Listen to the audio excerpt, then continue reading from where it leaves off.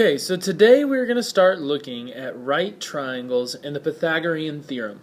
Now where this comes from is way back when Pythagoras was looking at right triangles and he was trying to figure out, well, if I have a right triangle like this one, how do I find the length of that based on the first two legs where my right angle is?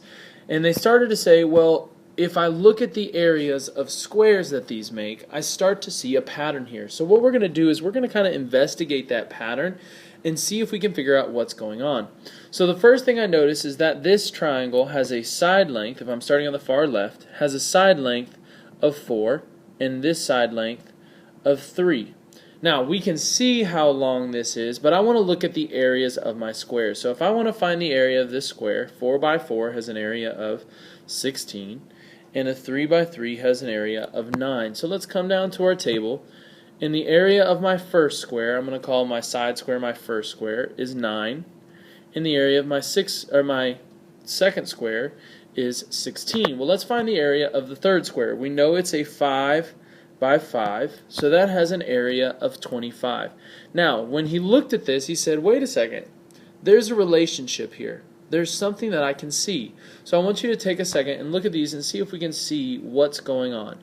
Not going to say it yet, but I'm going to do the second one here, this middle triangle, and see if we can pick up on it.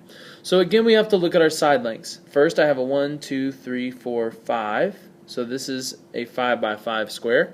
By 1, 2, 3, 4, 5, 6, 7, 8, 9, 10, 11, 12. So I have a 5 and a 12 by 12. So if I'm looking at areas here, my 5 by 5 is going to have an area of 25. My 12 by 12 will have an area of 144. So here are my first two squares, a 25 and a 144. Now look at this for a second.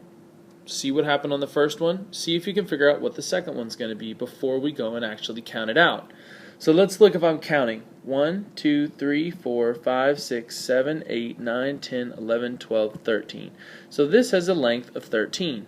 And this then is 13 by 13 square with a length of 169. Now, take a look. Have you seen the pattern yet? Do you see what's going on? Well, if you haven't, let's take a look. What happens when I get 9 plus 16? It equals 25. What happens if I get 25 plus 144? Interesting. It equals 169. Let's see if it's the same thing on our third one over here. So I have a side length of 1, 2, 3, 4, 5, 6 on the bottom. So a 6 by 6. 1, 2, 3, 4, 5, 6, 7, 8 on the side for an 8 by 8.